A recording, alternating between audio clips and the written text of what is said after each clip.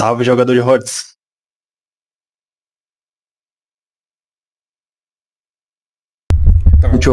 Tava com o microfone mutado aqui. Eu falei, você viu que só tem isso agora no canal, né? Sim, pode crer. Eu entrei numa vibe esquisita, cara. Porque eu acho que eu misturei muita coisa forte, muita leitura pesada. E aí eu tô numas de, meu Deus, cara, não tenho certeza de nada que eu acho que eu sei vale a pena ser dito. E aí eu fico tentando fazer conteúdo e falo, não, meu Deus do céu. E aí somou com o Yuta, é o nome dele. Ele começou a maratonar o canal do nada numa semana em que justamente eu tô pensando a respeito de tudo que eu acredito, de tudo que eu penso e do que eu tenho pra dizer. E aí ele começa a maratonar o canal e achar um monte de coisa legal, coisa que eu já nem acredito mais porque eu já mudei de opinião. E eu falo, meu Deus do céu, cara, o que eu tô fazendo com a vida das pessoas? Mas enfim, eu sei que isso é mais coisa da minha cabeça do que uma preocupação de fato. É um negócio que a gente não pode deixar de fazer aqui, né? Tipo, ter espaço pra falar e coisas que podem ajudar as pessoas, a gente tem mais o que fazer mesmo. Sim, é ótimo, é um processo natural. Eu acho que, sei lá, em algum momento, todo mundo que se dispõe a ver o contraditório, a conhecer alguma coisa diferente do que o senso comum, ou do que aquilo que você acredita, eu acho que é natural isso acontecer cada vez mais. E à medida que você se aprofunda, você chega no... Eu não sei qual foi o filósofo, só sei que nada sei. Acho que foi Platão. Exato. Então, mais cedo ou mais tarde você vai dizer que não tem tempo, não tenho capacidade, não tenho disponibilidade para aprender tudo do mundo e nunca vou ter. Então, a gente sempre acaba nesse ciclo. Eu, misturando um monte de coisa pesada. Por exemplo, eu entrei numas de conversar sobre a reação na derrota da Copa, né? Pô, a gente perdeu e tal, e aí todo mundo xingando o Tite, que absurdo, xingar o Neymar, os caras não sabem perder e tal. E aí como é que os japoneses lidam com a derrota? Aí tem aquela coisa do samurai vencer e não comemorar, porque afinal de contas o fato dele vencer não significa que o outro era menos preparado do que ele. E ele não vai comemorar a morte de um cara, então assim... Até hoje o sumô, que é o que sobrou da nobreza, assim, o esporte da nobreza, quando o cara ele ganha, ele vence o outro gordo e expulsa o outro gordo daquele cercadinho ali, ele não comemora porque em respeito ao outro, em respeito a todas as probabilidades que poderiam fazer com que ele também perdesse, não celebra, reage à derrota de uma maneira super madura, e aí assim... E daí foda-se, daí que aqui é Brasil, porra. Eu fiz a mesma coisa. Com todo respeito à nação japonesa. Então, os caras são maduros e a gente é passional. E se tá todo mundo falando que o Tite é burro, então que ele é burro, porra. Não, engraçado que até os 90 minutos ele era um gênio. Gênio. Sim. O goleiro também, até aquela hora lá, ele era bom pra caramba. E eu vivo falando isso, né? Todo mundo é craque até errar o pênalti. Aí nunca foi, e sempre foi impostor, e nunca mereceu estar lá no lugar em que ocupou. Isso é meio zoado, mas tem coisas que são culturais nossas que a gente pode até refletir a respeito disso, mas a gente não tem que ficar tentando mudar. Sim, com certeza. Então, eu cada vez mais eu tento entender as coisas, mas cada vez menos eu quero chegar dizendo, olha, a gente devia fazer isso ou aquilo. Cada vez mais eu olho pra coisa e falo, cara, tem muita coisa que tá exatamente onde tinha que estar e que não tem que mexer, exceto todas as outras. Sim, e falando de futebol, eu sou bem conservador nesse ponto. Eu acho que o Brasil é a melhor seleção do mundo mesmo e a gente tem que continuar lá e exigir demais. Entendeu? Sim. Acho que todo jogador tem que querer subir naquela prateleira, até pra gente usar o que a gente sonhou no último papo, da gente usar isso como ferramenta geopolítica pro Brasil mais pra frente. Nossa senhora. É bom que seja assim e continue sendo. Cara. E dessa semana na Copa, eu tô gostando de ver Marrocos, agora eu sou marroquino desde criancinha. Eles estão jogando bem, eu não vi nenhum jogo dos caras, assim. Cara, os caras estão se vingando dos colonizadores do mundo inteiro, tá ligado? Dos colonizadores europeus. Que delícia. Estão representando o Oriente inteiro. Então, em algum momento da história, Portugal e Espanha dividiram o mundo em dois. Marrocos mandou os dois pra casa. E o próximo é a França, que até hoje tá de gracinha com o mundo inteiro, com a África principalmente. Então, esse movimento foi até natural lá na Copa, porque sunitas, xiitas e toda aquela salada africana, tá todo mundo torcendo pelo marroquino. Sensacional, sensacional. O 12º jogador é a torcida e tá jogando bem demais. É uma gritaria insuportável quando os marroquinos não estão com a bola. Que legal, é muito bom assistir isso. Sensacional. E até a galera que foi paga pra encher a linguiça ali, né? Com certeza, com certeza. Eles estão torcendo muito pra Marrocos, né? Tipo... Sim. Marrocos tá ali pelo Oriente Médio inteiro, pela África inteira, não tem por de correr. Ninguém gosta da França, cara. Sensacional, cara. Nem francês gosta da França. Ai, caralho. Pois é. Pra além disso, cara, teve até algumas notícias boas, apesar do peruano pagar de maluco. Foi o que me fez correr atrás de notícia, porque essa semana era até pra gente esquipar, eu ia ficar quieto. Mas o peruano me instigou, aí eu comecei a estudar outras coisas, e aí fui desenterrando, fui começando a fazer conta e pensar fazer prospecções políticas pro Brasil e tal. Então até anotei alguns tópicos legais pra gente trazer aqui. Deixa eu revelar nossa intimidade pra galera aqui. Hoje eu falei pro Lucas, eu falei, cara, hoje eu tô sem combustível, se você tiver por nós dois, bora fazer. Então graças à convicção do Lucas é que a gente veio. Sim. Cara, governos autoritários recuaram essa semana. A China tá morrendo de medo de ter que fazer outro massacre da Praça da Paz Celestial. Caramba, o negócio tá pegando lá, né? Tá ficando forte o protesto lá, não tá? Tá. A China não tá na Copa, eles não estão nem aí pra Copa, estão cheios de ódio do governo e estão começando a colocar pra fora. Então o governo se assustou. Meio que assim, até um bom sinal pra Taiwan, porque o governo teve que se voltar pra dentro, né? Então eles estão tendo dor de cabeça com a população. A política de Covid-0, eu acho que eles nunca vão admitir publicamente que deu errado. Mas eles estão começando a recuar, não estão mais fazendo aquele lockdown agressivo. Mas tá dando errado porque assim, a população ela tá muito ressentida que tá vendo a Copa do Mundo acontecer e eles estão presos. E aí a vacina não tá segurando como deveria e a imunidade também, né? Tipo, pouca gente pegou e aí a escalada que não teve até agora pode acontecer de repente, né? Exato. A polícia, a vigilância chinesa tá causando muito mais dano do que a Covid, porque já tá todo mundo vacinado, dane-se. Sim. Que a vacina funciona, ainda bem, né? Então, as pessoas ainda estão adoecendo, mas não tem ninguém precisando de respirador, assim, ninguém... nenhum número relevante, não tem hospital superlotado, nada disso. Eles estão querendo fazer lockdown fora dos bairros residenciais, estão até fazendo aqueles hospitais improvisados e de container só para isolar as pessoas, ou trancando as pessoas nas casas, mas não tá dando lá muito resultado, as pessoas estão ficando com o nariz entupido, e é isso. E pro povo chinês, eu acho que isso está sendo uma experiência incrível, porque muita coisa eles simplesmente não tinham coragem de fazer, e agora eles estão arriscando fazer e estão vendo que tem espaço. E aí é uma galera muito educada, né? Tipo, é um povo pensante. Todo esse investimento na educação, a China ela foi louca de fazer o que o Brasil não se permite fazer, né? Educar a população, deixar a população pensante e comunicativa, e discutindo as coisas de forma pragmática. Agora como que você segura esse povo aí, tudo junto? Exatamente. Até porque, assim, a gente fala...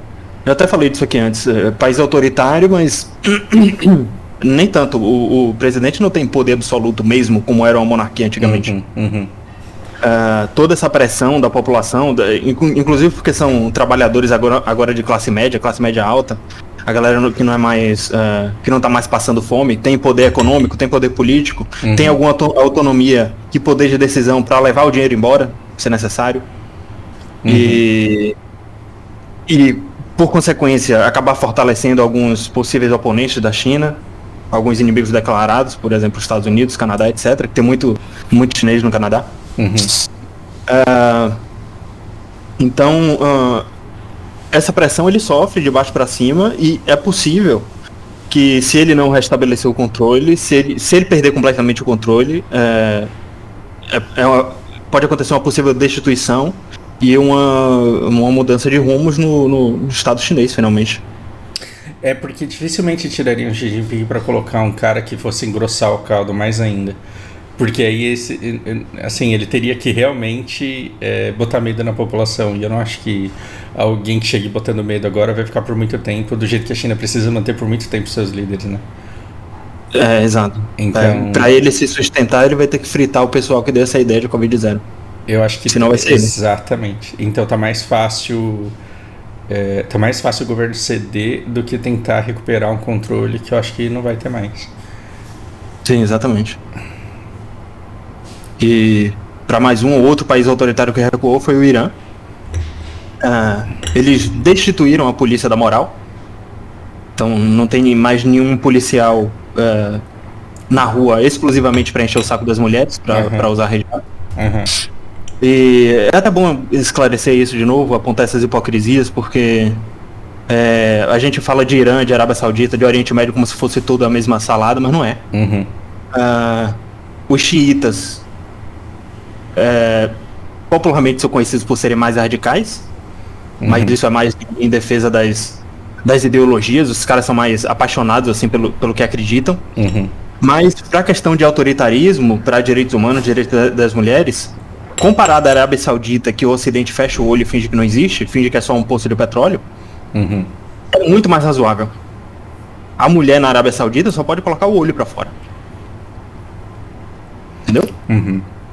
E o povo tá lá no Catar, e ninguém fala muito disso. Estão atacando o Irã por causa defendendo a defesa das mulheres, mas no lugar onde eles estão, que mulher é literalmente propriedade privada, onde elas têm que usar GPS, tem que pedir permissão para entrar e sair de qualquer lugar, não pode andar sozinha na rua.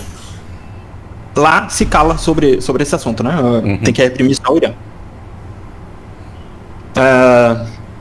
Teve também o reconhecimento da CIA da aproximação entre Irã e Rússia, que eles nunca tiveram tão próximos, assim, compartilhando tecnologia. Eles parece que eles já estão considerando a coisa uma só, sabe? Porque o Irã, com toda a influência que ele tem no Oriente Médio, que ele nunca vai empobrecer. Eu acho que essa tentativa de revolução colorida, até pelo recuo do governo, eu acho que vai se tornando cada vez menos viável. À medida que o tempo passa e o negócio não vai dando certo, sabe? É mais improvável. Desculpa, não esquece o que você está pensando, pra gente não perder o fio da meada, mas é que agora me ocorreu alguma coisa. Você falou que a polícia da moral ela foi destituída, mas ela foi destituída pelo partido da situação. Ou foi um movimento revolucionário? Não, porque a decisão é monocrática. O Ayatollah decidiu banir a polícia. Cara, o que é extremamente estratégico e inteligente, né? Porque ele desarmou completamente os Estados Unidos com isso. Vamos explicar pra galera. O Irã, ele tá muito alinhadinho com a Rússia. E você precisa de influência nesse governo, e você não consegue influência nesse governo. O que você faz, então? Você começa a financiar uma oposição que coloca o governo como ilegítimo. Do tipo que ficam tentando fazer, ensaiando de leve para ver se funciona aqui no Brasil também, e a gente nem percebe. Mas quando começa esse movimento de a gente não quer mais usar esse negócio, a gente não quer mais opressão, tudo bem, as mulheres elas têm que lutar por pelo respeito que elas merecem, pela liberdade que elas merecem, só que estava muito alinhadinho com o discurso de oposição, que na verdade não queria só proteger a mulher, ele queria o controle, ele queria derrubar o governo e começar uma revolução ali, com dinheiro de quem? Estados Unidos. Então, os Estados Unidos, querendo desarmar o perigo que o Irã ele está querendo o controle político ali. E o que ele pode gritar o tempo inteiro? Que vai essas mulheres de lá falando inglês perfeito, português perfeito, dizendo quanto o governo precisa ser derrubado, porque as mulheres precisam ser salvas. Aí quando a situação ia atolar, ele vai lá e fala assim, então agora a partir de hoje a gente não vai mais abusar de vocês nesse quesito, você desarmou completamente os Estados Unidos, né? Exatamente. O que justifica um caminhão de dinheiro enviado para o Oriente Médio para desestabilizar o Irã é justamente que o Irã é autoritário com as mulheres. E aí ele vai e flexibiliza. E aí ele vai lá e flexibiliza e fala, agora a gente não é mais. E aí, você vai querer entrar aqui por quê? Enfim, hipocrisia. Então, tipo, é um movimento inteligente e eu espero que as mulheres lá, elas aproveitem esse movimento para conseguir conquistar um espaço que elas não voltem a perder depois. Mas você tá vendo como para lutar por alguma coisa que você quer, você não pode vender uma coisa que você depois vai querer de volta? Isso é importante, né? Dá pra elas conseguirem o que elas querem sem gerar uma dívida com os Estados Unidos e sem ter que jogar do outro lado. Exatamente. Sem deixar os Estados Unidos entrar. Lembre que os Estados Unidos é inimigo de todo mundo. Exato. Não esqueça disso. Exato. Até da União Europeia. Até hoje tem um monte de isenção fiscal de que as empresas americanas utilizam por causa do plano Marshall. Então os Estados Unidos lucram muito mais que as próprias empresas alemãs, francesas e polonesas dentro da Alemanha, França e Polônia. Então, por causa disso, você tem que abrir o olho para os Estados Unidos. Não vem aceitar pedir ajuda para os Estados Unidos, que vai dar ruim. A gente vai falar mais disso mais pra frente, que a gente vai chegar na América Latina. Sim, porque daqui 4 anos esses caras podem estar esperando passar 72 horas até lá. Tipo. Claro. Os caras podem ficar 4 anos esperando passar 72 horas. E aí, assim, já que o exército brasileiro não faz nada, então o americano serve, vem aqui e me salva do PT. Aí pronto, aí você entregou o seu país e não vai ganhar nada em troca. Exatamente. A gente tem que agir nesse caso igual o iraniano. Não tô falando que a gente tem que ser autoritário com mulher, eu tô falando que a gente tem que aprender com os erros dos outros, que o iraniano é muito bom nisso. Aprender com os erros e com os acertos. Muito bom, até pra falar disso, qual a tecnologia que o Irã vendeu pra Rússia e que está sendo usada dentro da Ucrânia? Drone baratinho. A tecnologia dos drones.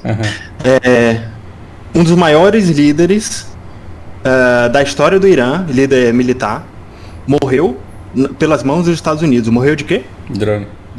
Então, não à toa. Eles avançaram na pesquisa por causa disso. Eles descobriram que dá para você causar um estrago imenso em qualquer lugar do mundo gastando pouco, sem precisar enviar, sem precisar entrar no espaço, sem precisar mandar o foguete para o espaço. Então o iraniano aprendeu a fazer um drone que consegue cruzar o mundo inteiro e destruir uma posição estratégica precisa, controlando a distância, sem sacrificar nenhum piloto. É incrível como quem apanha não esquece, né? E tem estímulo. Eu lembro que uma vez eu tomei um chute na cara e assim, foi um chute tão vergonhoso que eu falei, cara, eu vou ficar treinando essa merda o dia inteiro também. O Ramawashi, na vida do chute, eu ficava acertando todo mundo com o calcanhar, voltando com o pé. Me lembrou isso agora. Assim, você sofre um ataque e aí se especializa nisso pra não deixar mais acontecer e pra fazer com os outros. Perfeito. Você tem a atualização dos números, assim, o tanto de ataque de drone, o quanto que isso está custando para bateria antiaérea, o quanto que isso... Você tem algum... Não cheguei a pesquisar isso, não. Do que eu sei, é só que a tecnologia está sendo compartilhada. Quando eu digo a tecnologia, não é só armamento, eles estão ensinando como fazer também. Então, acho que mais cedo ou mais tarde, se é que ele já não existe, se é que já não estão levantando, vai surgir uma fábrica de fábricas de drones no mesmo formato e pelo mesmo preço dos iranianos, que é um fator a se considerar, né? Que o drone americano é muito mais caro. Então a custo de um pouco de precisão, que é, sei lá, 10, 15, 20 metros de precisão, não é nada para uma explosão de 50 metros de dano. Eu acho que vão levantar fábricas dos moldes iranianos em tudo que é país do mundo. Sei lá. Porque o Irã está fazendo acordos estratégicos com vários países ao mesmo tempo. Tem até planos de colocar o Irã nos BRICS. Até coloquei disso de tópico pra gente falar por último. Mas entre Rússia e Estados Unidos, você viu que teve uma troca de prisioneiros? Não. Tinha uma jogadora de basquete que foi presa na Rússia porque ela estava levando drogas. Não sei se foi algum tipo de entorpecente ou se foi só a verdinha, não sei. Eu não sei detalhe. Mas eu sei que ela foi presa no aeroporto da Rússia por causa disso. E ela é uma pessoa muito querida e assim pelos democratas americanos também. Não que os políticos americanos se importem com ela, mas ela é importante para a imagem dos Estados Unidos. Era importante que ela voltasse. E o Putin usou a melhor carta que ele tinha, que os americanos tinham dele, e que ele queria de volta a qualquer custo. Eu não sei se você chegou a assistir o filme Senhor das Armas. Então, o personagem foi inspirado em um prisioneiro americano, um prisioneiro russo que estava preso nos Estados Unidos, provavelmente em Guantánamo, sofrendo todo tipo de tortura. Então, a troca de prisioneiros foi essa. Os russos exigiram que o comerciante de armas russo fosse solto. Para quem não assistiu o filme, ele é responsável pela distribuição das AK-47 pelo mundo. Então, qualquer lugar onde o Estado não chega, ou qualquer instituição criminosa, qualquer favela do Rio de Janeiro, por exemplo, você vai encontrar algumas AK-47, armas de fabricação russa. E como essa arma atravessou o mundo e chegou nesses lugares? Através desse cara. Então, era esse cara que estava preso lá e a Rússia exigiu que ele fosse solto e conseguiu. Então, vitória para a Rússia, com certeza. Os democratas trocaram um pouco de influência política pelo prisioneiro mais valioso que eles tinham da Rússia. Não sei onde é que os Estados Unidos queriam chegar com isso. Teve também investidores europeus e empresários europeus que começaram a migrar, a sair da Europa e levar a grana para os Estados Unidos e para a China. Cara, então tava demorando, né? Tava. O inverno não chegou ainda, mas eles já perceberam que a água ia bater na bunda de qualquer jeito, não tinha para onde correr. Então começou esse tipo de movimentação. As empresas que não vão fazer isso vão acabar perdendo valor. E não sei até quando, porque assim, muitas são eles vão mais pelo amor ao país mesmo, que eles não querem, sei lá, sair da Inglaterra. E vão acabar abrindo mão dessa desvalorização. E vão integrar aqueles movimentos políticos anti-Estados Unidos que já começaram na Europa, principalmente. Queria dar esse spoiler, sei lá. Não queria cantar essa pedra tão cedo. Mas eu acho que tá demorando da presidente italiana falar disso. Não sei se ela tá envolvida nisso também. Não sei o quão próxima dos Estados Unidos ela tá pra tá fazendo vista grossa pra isso, sabe? De desvincular a União Europeia dos Estados Unidos, finalmente.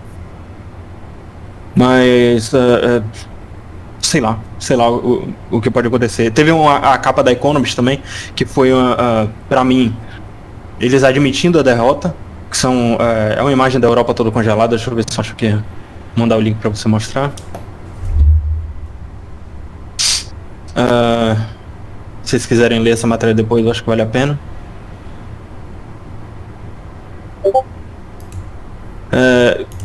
Muito difícil isso acontecer, mas eu acho que quando não tem mais como esconder, sabe? Estados Unidos, os membros da OTAN admitindo a derrota, que não vai ter muito o que fazer com o gás russo. Acho que vai ser muito cada um por si. Eu acho que só França e a Alemanha não vão ser muito impactados, mas todo o resto vão levar essas economias por tabela, né? Já falei disso daqui também, do presidente da Hungria e outros presidentes mais autoritários, Romênia também, Bulgária, deles estarem mais alinhados ao Putin, já se preparando para uma possível derrota do Ocidente. E é engraçado, né? Ao mesmo tempo que alguns aliados do Putin estão se preparando para uma eventual derrota russa. Então, tá vendo que quanto mais a gente estuda, mais a gente se aprofunda. Menos a gente sabe, né? Menos a gente sabe o destino desse Paranauê aí. Eu tenho uma... Eu só consigo pensar na Cristina me falando que é uma aluna minha, do tipo, porra, você estuda pra caramba aí, sabe menos que todo mundo, você tem menos certeza, mais dúvida que todo mundo. e é meio que isso mesmo. Cara, eu tenho 3 alunos muito queridos que estão no Reino Unido. E uma delas falou essa semana que pela primeira vez ela viu o negócio acontecendo, porque a Europa, assim, é muito claro para mim que eles estão em negação. E aí ela começou a falar de muita empresa e restaurante e negócio simplesmente fechando. E aí a galera, tipo, se ligando que, tipo, não vai abrir outro no lugar, entendeu? Não. E aí ela falou assim, olha, eles estão seguros, os 3, ainda bem, mas ela falou assim, nossa, agora eu tô conseguindo ver o negócio acontecendo, assim. Porque parece que a gente só ficou com pessimismo o ano inteiro, né? E aí agora, mas aí chega esse momento do tipo, não tá valendo mais a pena deixar as empresas funcionando. Aí o caso mais emblemático que ela falou foi de uma loja de moto, que eram 14 vendedores, aí mandaram 3 embora e só sobrou uma brasileira. Porque ela fala inglês e fala português e vende para brasileiro, então ela consegue atender todo mundo ali, mas também não sabe até que ponto que vai ficar com essa uma vaga, e até essa pessoa falou, não, eu vou ter que procurar outra coisa, porque e aí você vê que são posições que vão fechar e que não vão ser facilmente substituídas, salvo depois do inverno, mas aí o quanto vai ter para ser reconstruído, né? Quando isso chegar. Ou seja, literalmente a gente está entrando num túnel aí, a gente vai sair do outro lado e não sabe como que vai estar, né, nessa saída. Exatamente. Vai ter... eles vão ter que trabalhar para conter os danos. Da Inglaterra em especial, eu até já trouxe esse número aqui, o governo britânico estimou que 10 mil famílias vão talvez morrer de frio. Então eles vão ter que passar por esse choque de realidade, não tem jeito, eu acho que é muito tarde para evitar. Eu acho que eles vão passar pelas fases do luto, e quando eles menos esperarem, eles não vão ser mais potência, eles vão ter que acordar para a vida. Eu quase tô com pena da França, porque finalmente eles vão ter que trabalhar, né? Quando eles se tocarem, nossa, meu Deus, a gente não é mais potência, a gente vai ter que trabalhar, e meus direitos, porque a França é cheia do direito, né? E só é possível, e eles só são cheios dos direitos trabalhistas e não quebram, porque eles exploram um monte de país africano. Exatamente. Exato. Agora, com o custo da energia subindo, não tem estabelecimento que se sustente. Sabe, eles vão sofrer, por mais que eles sejam quase autossuficientes, porque eles não desligaram as usinas, eles vão sofrer todas as pressões de fora da integração. A Grécia vai chorar, a Hungria vai chorar, a Polônia vai chorar muito mais, a República Tcheca, a própria Croácia e outros membros próximos e todos os integrantes e não integrantes da União Europeia, todo mundo que está próximo vai encher o saco da França.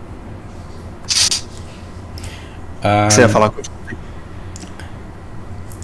assim, a gente, às vezes o brasileiro médio que cresce, sei lá, em Osasco, na extrema Zona Leste, ele cresce vendo na televisão Paris, Londres, vê tanta cidade bacana, Tóquio, por exemplo, e aí você se vê como inferior, acha que isso daqui é um lixo e que o bom mesmo seria ter a sorte de nascer numa outra cidade, só que aí quando você vai para outras cidades, esse deslumbramento, ele só dura até você entender o preço que é tudo aquilo ali, que custa tudo aquilo.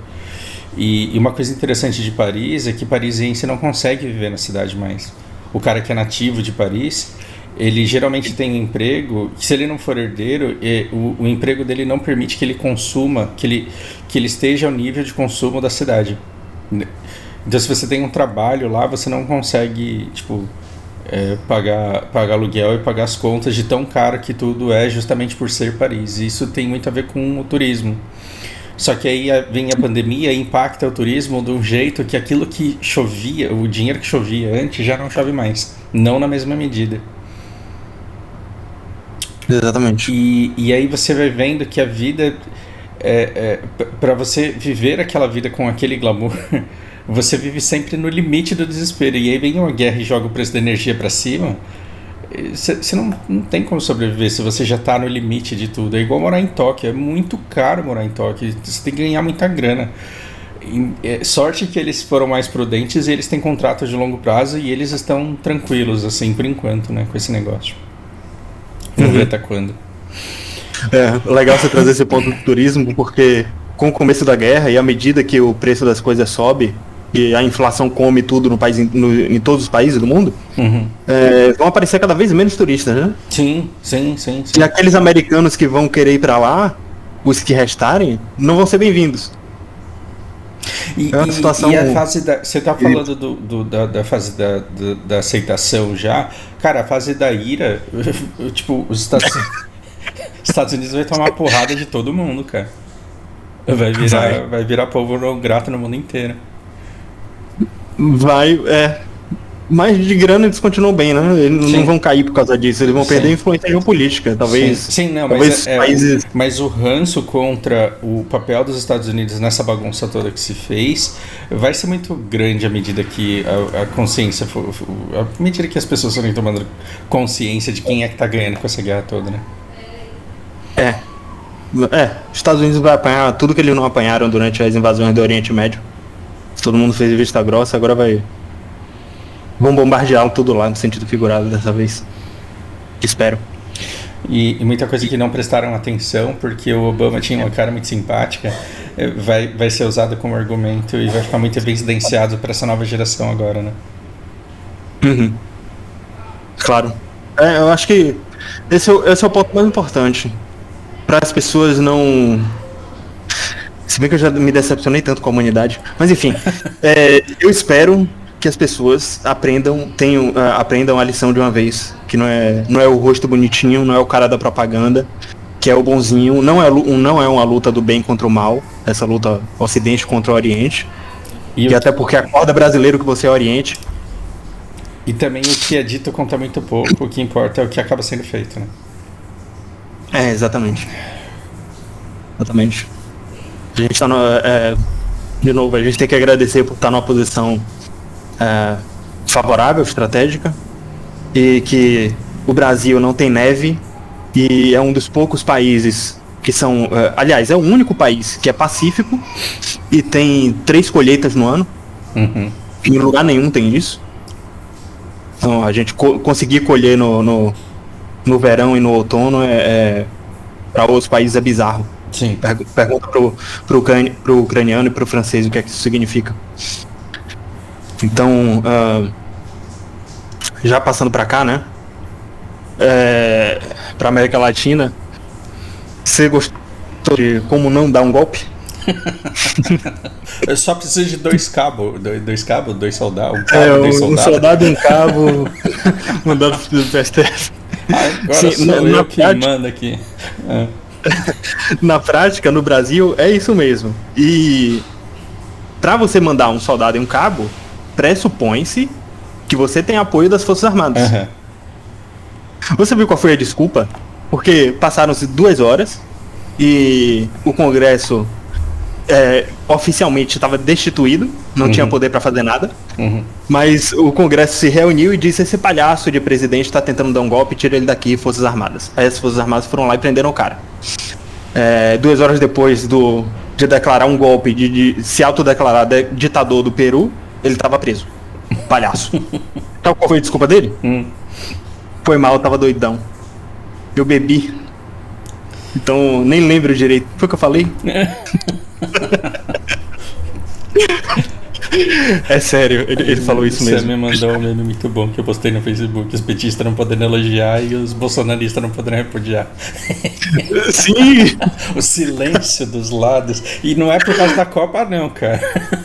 A Não. Copa não tem nada a ver com isso, mas esse silêncio ele tá muito gritante, assim, tipo, todo mundo fingindo que o Peru nem existe. É, pois é. Que trágico seria se o Peru não existisse. Ai, cara. Ai, ai. As piadas de quinta série. Velho, se o.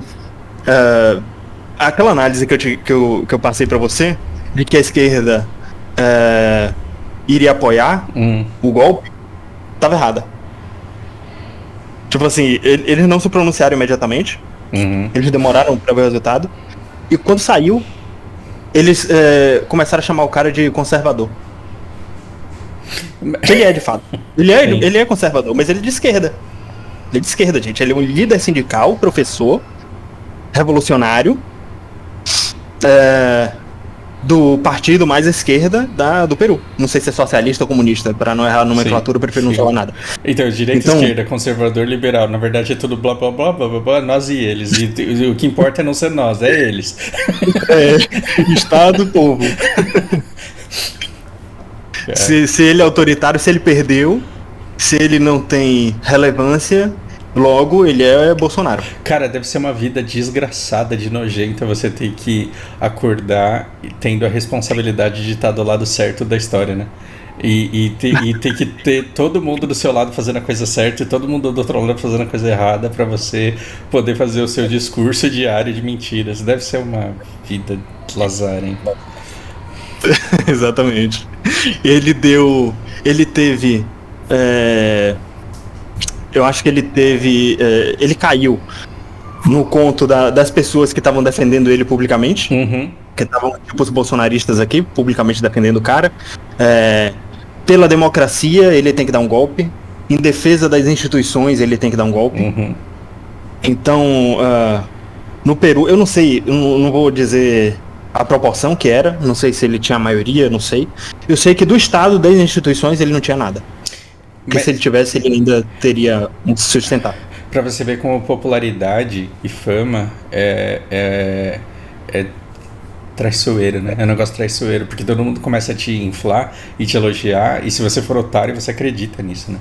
Tal qual Sarah Winter, a outra lá que trabalhou com o Leandro, como que é o nome? Zambelli, o Roberto é um bando de gente assim, cara, que se achou imune porque tava do lado forte, porque tinha um monte de gente apoiando, e a hora que foi pego fazendo merda, teve que desconversar, né? Porque exatamente. O único otário do Bolsonaro, o único que não é otário do bolsonarismo é o próprio Bolsonaro, né? Porque ele é o único que não acredita em tudo que o gado fala dele. Eu autorizo, ele fica quieto, ele não é trouxa. Claro, claro. E fazendo esse paralelo com o Brasil, tive uma conversa com meu tio e meu pai, né? Que estão mais em dúvida sobre se vai ter golpe no Brasil ou não. Assim, certeza, a gente não pode ter de nada.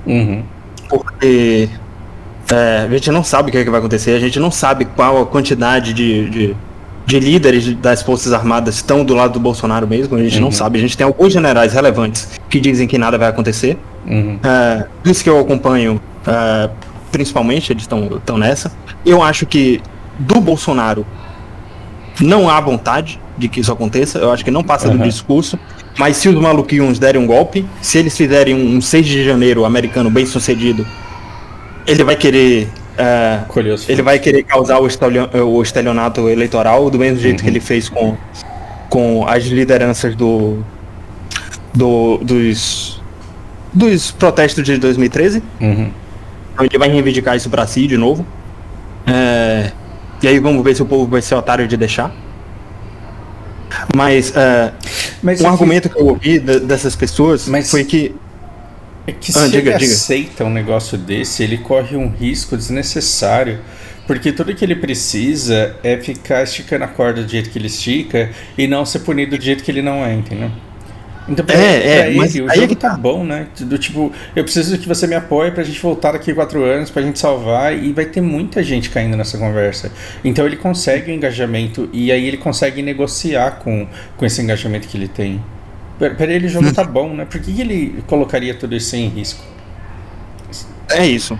O que eu ouvi de argumentos dessa galera é que, pra probabilidade disso acontecer, o argumento que eles deram foi que nunca houve protesto a favor de presidente ou protesto para presidente ficar no Brasil. Verdade, nunca houve. Porque todos os presidentes foram reeleitos, caralho. A Dilma foi reeleita, não precisava fazer protesto pra ela ficar, porque ela ganhou. Meu Deus, cara. Então o único incompetente a ponto de perder a reeleição foi o Bolsonaro.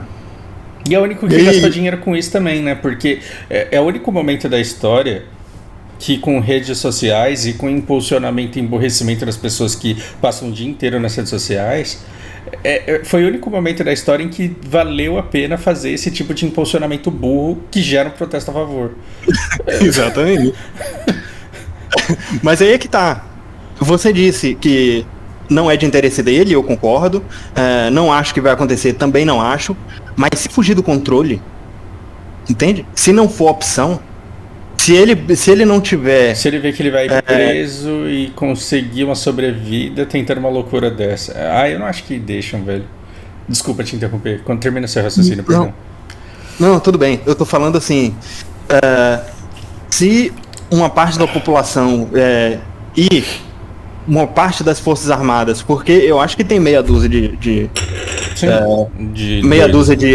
altas patentes pelo Brasil, principalmente no sul e sudeste do país, que estão dispostos a tomar a cidade local e dizer: aqui o Lula não governa, aqui o presidente é outro, a gente não vai pagar imposto para a União. E aí isso é uma chamada para uma guerra civil dentro da cidade. Você está chamando as Forças Armadas que o Lula controla para restabelecer controle nessas cidades. E aí vai ser uma Catalunha. Vocês vão apanhar, porque eu acredito que o Lula tem maioria e Forças Armadas é governo federal que investe. Não é o governo estadual, não é a cidade que banca isso. Então, não quero bater de frente com o exército brasileiro. Não. Enfim, então, quem sou eu, né? Vocês vão desafiar o exército brasileiro e aí vai chegar o exército e a torcida do Galo. E a torcida do Corinthians pra dar tapa na orelha de vocês. Toma cuidado. Exatamente. Eles vão mobilizar uma galera que tá na fronteira, que que tá lá de má vontade, que não queria estar lá, e depois você vai mobilizar eles pra um lugar que eles também não queriam, e eles vão descontar essa raiva toda em vocês. Exatamente. Então, sei lá, são essas 3 forças políticas no Brasil que, assim, que são mais relevantes, e uma delas me assusta por eu não saber a dimensão, sabe? Eu acredito que não vai ser nada demais. Eu acredito que talvez tenha um ou outro que tente se rebelar, mas não vai dar em nada. Mas acho que vai ter uma galera tentando umas gracinhas e sendo preso e pagando por isso e depois fazendo vídeo dizendo que se arrependeu. Muita gente foi mal, tava doidão. Exato, muita gente vai no embalo e vai se arrepender depois e vai ser isso. Exatamente. Porque tem a parcela dos militares, e por que me preocupa? Porque muita gente que tá na rua tá abandonando o Bolsonaro. Tem gente que fala, tem que ser intervenção militar com o Bolsonaro no poder. Já tem gente falando, tem que ter intervenção militar independente do Bolsonaro. A gente só não quer o Lula, e dane-se o que vai colocar no lugar. Dane-se que a gente vai sofrer sanção comercial. Entende? Então não sei, é isso que me assusta. Tem o petista que vai fazer tudo que o Bolsonaro fez, senão o Bolsonaro volta. Tem o Bolsonaro que já entrou nesse acordo para aceitar essa maracutaia. E tem essas forças armadas que eu não sei o tamanho, essa força política do pessoal de centro que não quer nem o Bolsonaro nem o Lula mais, o que queria o Bolsonaro e já viu que o Bolsonaro não tá com eles. Tenho medo dessa galera na frente do quartel e do que eles vão fazer no dia 1º. Acho que o dia 1º vai ser chave. Porque assim, já falei que minha família trabalha com corretagem de imóveis. E das informações que eles têm, cara, tem muita gente, muitos contatos, muitos investidores que estão loucos para fazer investimentos aqui, para levantar prédios e para comprar empreendimentos que já foram levantados aqui, mas que estão esperando o dia 1º. Sim. E são pessoas que estão perto do núcleo de poder. São pessoas influentes, é gente do agro, sabe? Então, sei lá. Se tem gente grande preocupada com isso, eu acho que a gente tem que estar também. Vamos lá.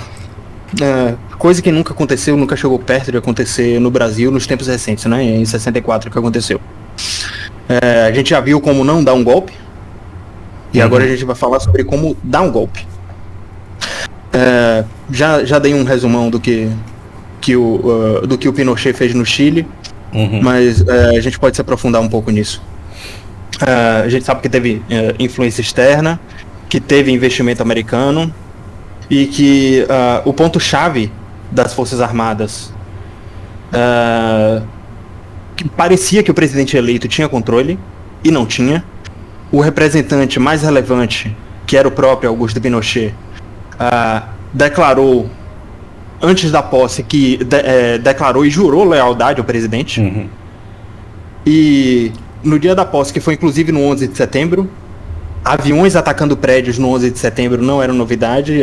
Em 2001 também aconteceu no Chile por ordem dos Estados Unidos, olha só. Caramba, cara. Então, o próprio Pinochet atacou as instituições com jatos militares, e isso foi um golpe de verdade. Não é aparecer na frente da televisão destituindo. Pode não ser tão violento quanto foi no Chile, porque 64 no Brasil também não foi, porque mandaram prender pessoas, aí iam prender pessoas-chave do processo de tomada de decisão. Para acontecer aqui no Brasil, vamos lá, passando manual de instrução. Para além de você ter que ter apoio de uma parte da mídia, uma Jovem Pan da vida, para ser o próximo Ministério da Verdade do governo. Você tem que prender o Michel Temer, o Alexandre de Moraes. No Chile, como foi muito mais violento, o presidente eleito, claro, o Lula, não pode sair limpo dessa, não pode sair sem dano algum. Oficialmente, no Chile, dizem que o presidente cometeu suicídio dentro do palácio. Mas há controvérsias, não tem nenhuma prova cabal. Eu acho que suicidaram ele, honestamente. E o engraçado, por que é que hoje se revoltam tanto contra o governo chileno, e mesmo sabendo que o Chile é tão próspero, eu até já falei disso aqui, que eles estão prósperos, mas eles acham que poderiam estar melhor, por aquela questão, boas ideias não precisam ser impostas. Pinochet foi um genocida. Depois que ele cometeu esse golpe, ele estabeleceu o Ministério da Verdade. Tem até para servir de alerta, que eu não estou falando só da direita bolsonarista, nem dos militares. O próprio governo Lula já está colocando as asinhas de fora, já tem palavras proibidas, então, já tem iniciativas desse tipo. Então, sei lá, se preocupem também. Abram os olhos, quem votou e ainda tem senso crítico. Não acho que o governo Lula vai ser muito melhor ou menos autoritário do que o governo Bolsonaro. Ele tem muito potencial para ser qualquer coisa, porque ele é pragmático. Nada me tira da cabeça que todo esse impulsionamento desses adoradores de pneu e todas as barbaridades que eles estão cometendo é de interesse da esquerda e beneficia muito, porque eles vão poder tomar medidas para criminalizar esse comportamento. Ou seja, criminalizando um comportamento artificial, você se protege contra movimentos orgânicos. Exatamente. Legítimos. Porque aí você vê uma barbaridade, você vê o Lula dilmando de uma hora para outra, e aí quando você levanta a sua voz para falar não pode, porque senão a gente vai se foder daqui 2 anos, o cara te prende porque você está atentando contra o governo com desinformação. E como que você vai provar contra o Estado que você não está mentindo? Você não consegue, né? Esquece. Quem diz o que é verdade ou o que não é verdade é o Estado, e foi a gente que deu esse poder para eles. Renan Calheiros pode transformar o Brasil num lugar pior que a China, porque hoje a gente tem liberdade para falar o que a gente pensa. Só que ficaram dizendo tanto que a gente não tem liberdade, que é tudo censurado, que não sei o que, E esticaram tanta corda dessas mentiras a todo custo que você pode ter uma mudança na lei e as pessoas elas podem simplesmente falar, tá bom, é isso daí que a gente quer mesmo. Cara, muito bom você trazer esse ponto, porque você martelar essa mentira pode fazer com que ela vire verdade e o brasileiro se acostume com a ideia de não ter liberdade de expressão. Exato. E esse é o mais perigoso, porque eles não precisam ser tão violentos quanto os chineses. Uhum. Eles podem ir tirando aos poucos. Quando você menos esperar, a gente não pode mais falar publicamente. Canais de YouTube regulados, imagine. Alguém do PT ou do próximo governo, se for de direita, dando o aval, dizendo se esse vídeo aqui pode ser publicado ou não. Porque na China é assim. E não pense que o Estado não... não pense que o Estado não tem poder para isso. Depende da disposição e e do talento do presidente de convencer outras pessoas. E o Lula é muito bom nisso. Então, se tem alguém capaz de fazer qualquer coisa, pro bem ou pro mal, é o próprio. Então, sei lá, pensando nos piores cenários possíveis pro Brasil, nos próximos 4 ou 8 anos, a gente não pode descartar de jeito nenhum. E o Chile foi, todo esse tempo, a maior potência... Eu não digo, tipo assim, eu acho que a maior potência é um argumento até falacioso, mas enquanto população, não... eu tô falando de números relativos, sabe? Não são valores absolutos. O Chile não é o país mais rico em valores absolutos, mas em IDH, em renda per capita, PIB per capita, o chileno médio é um povo muito mais próspero, quase 2, 3 vezes mais próspero que o brasileiro médio. Eles conseguiram isso por causa de um cara autoritário, e hoje o Chile tá um caos. Elegeram uma Dilma que não tem o Lula por trás, então tá completamente fora de controle.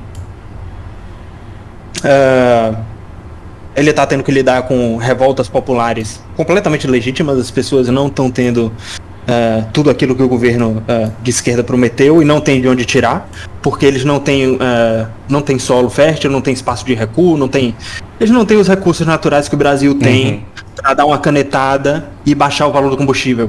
E não tem. Entendi. Então, não tem de onde tirar. Então, qual é a alternativa que ele tem para financiar os gastos malucos dele? Ele tem que aumentar o imposto. E as pessoas que já pagam muito não estão dispostas. Elas foram educadas, por mais que elas não gostem do Pinochet, elas foram educadas, elas se acostumaram com a prosperidade de um governo liberal. E agora que tomaram socialista na cabeça, mesmo que elas mesmas tenham escolhido, sem recurso, socialista sem recurso natural, é desastre. Sim. É Argentina, é Venezuela. Então não tem pra onde correr. Já que a gente descreveu todo o desastre, o potencial da América Latina, vamos dar alguma coisa boa para as pessoas. Das prospecções que eu fiz, de todas as pesquisas que eu fiz, até revisitei algumas anotações que eu fiz na faculdade, para pensar no Brasil como liderança da América Latina. Existe e sempre vai existir influência dos Estados Unidos e da Rússia, de potências hegemônicas maiores e exteriores pra cima da gente. Sempre vai ter. Então, está sendo muito discutido a possível volta dos moldes das instituições, das integrações nos moldes do Foro de São Paulo, ou do Mercosul, ou da Unasul, que são tentativas de integração que tiveram seus avanços, mas eu não sei se o saldo é tão positivo assim, porque por mais que o Brasil tivesse na liderança desses movimentos, a gente nunca conseguiu colher fruto disso, nunca foi enxergado como potência, não como a potência que devia ser.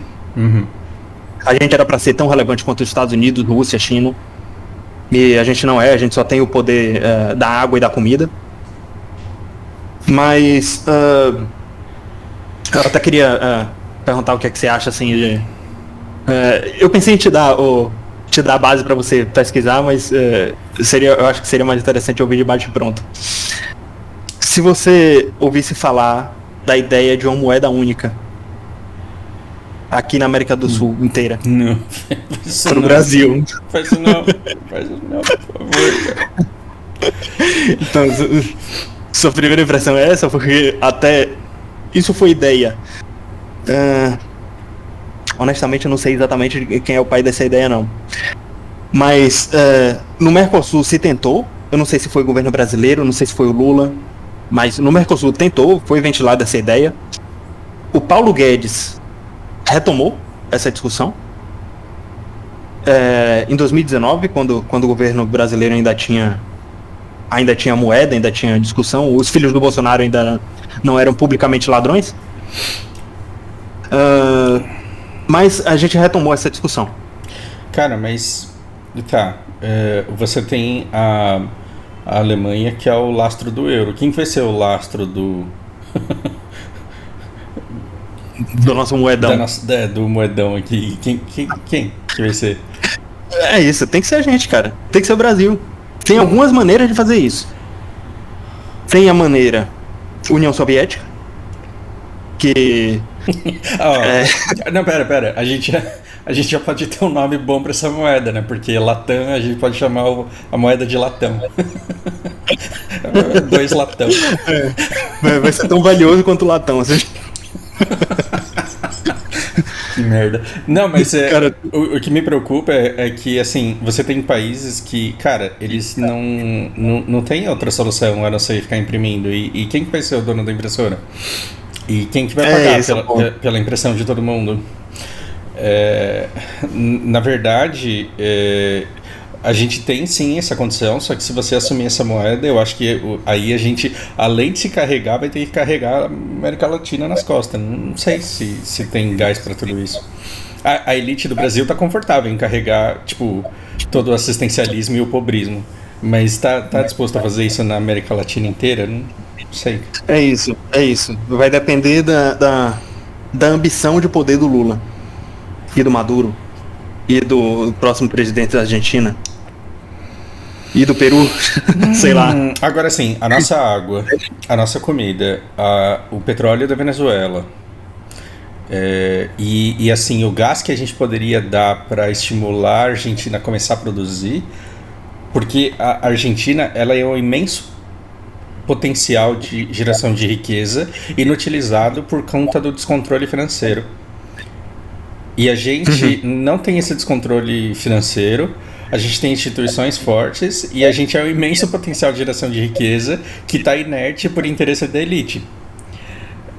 Então, assim, se a gente junta todo mundo, será que vai ter interesse da elite falar, não, agora eu quero ver os brasileiros produzindo, porque agora é um bloco maior e a gente quer protagonismo no mundo? Se for desse jeito, sim, aí a gente arrisca tomar umas bombas na cabeça aí de democracia, mas vamos pro pau e vamos colocar todo mundo para estudar e para trabalhar.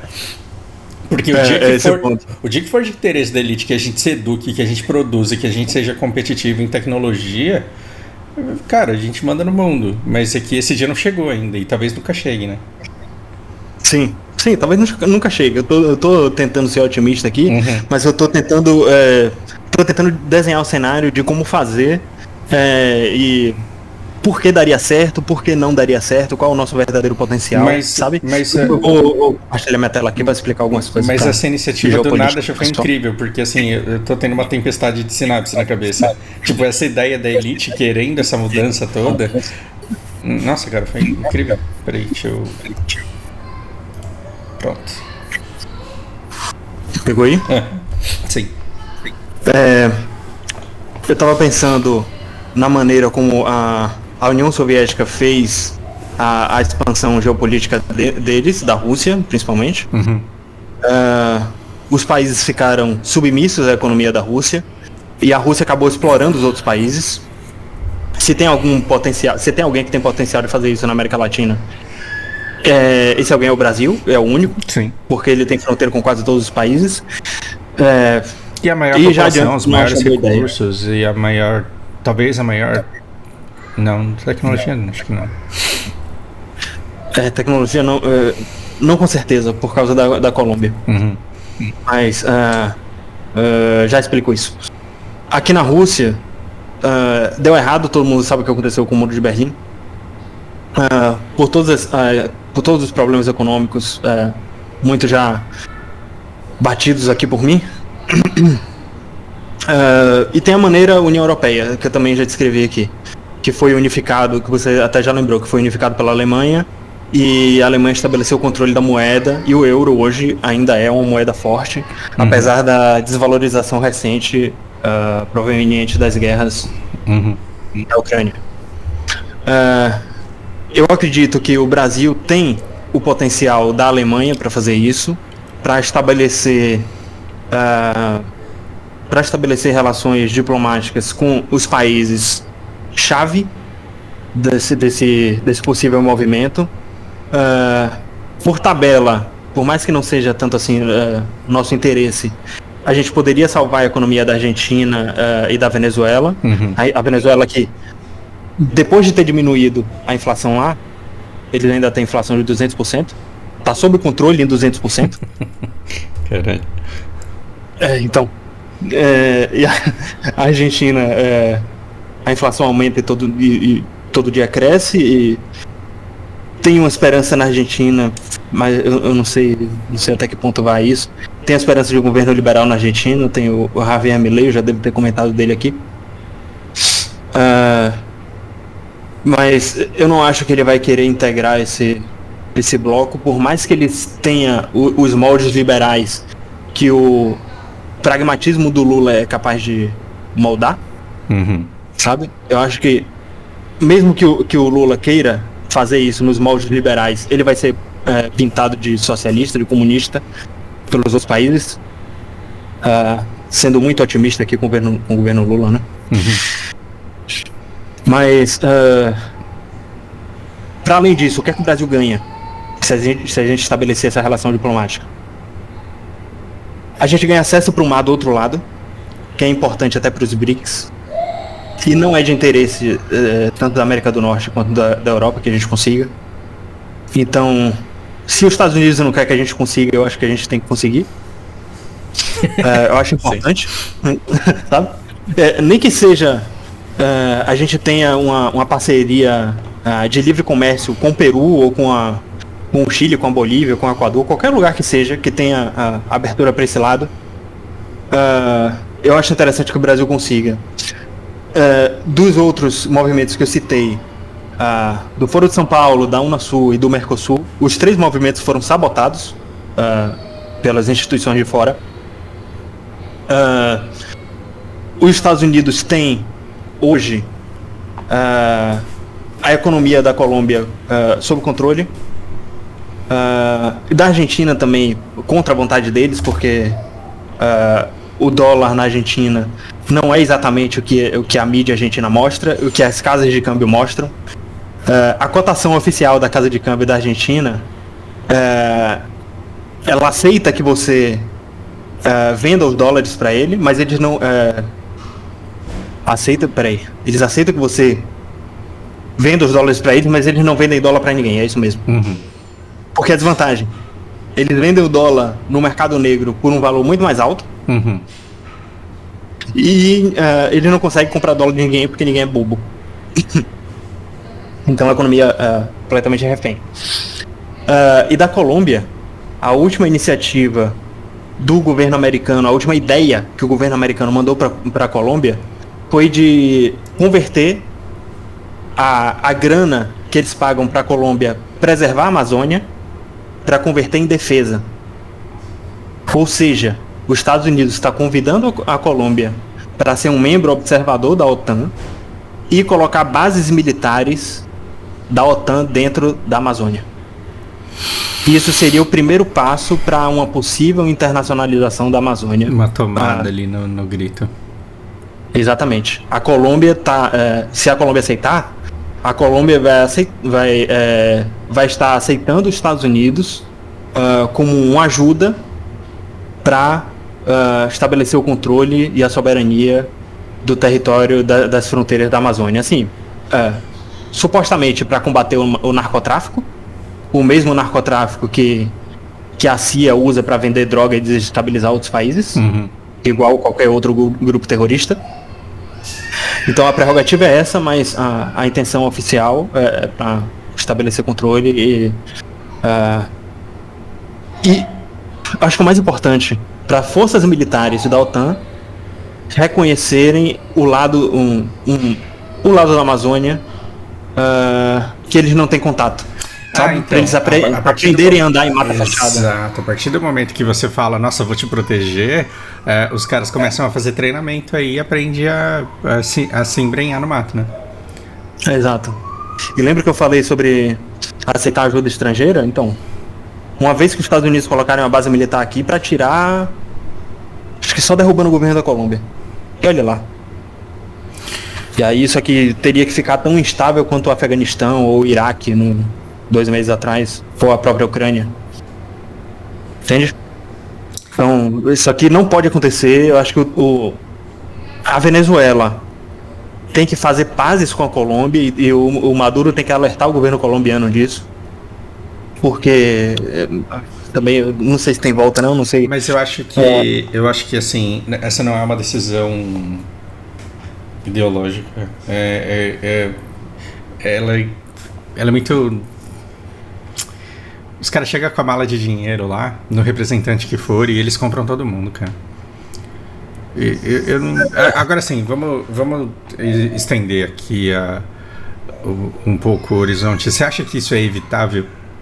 Conhecendo os Estados Unidos do jeito que você conhece, sabendo onde está o capital, onde está o dinheiro e onde está o poder e a influência, você acha que a Colômbia tem como se defender dos Estados Unidos?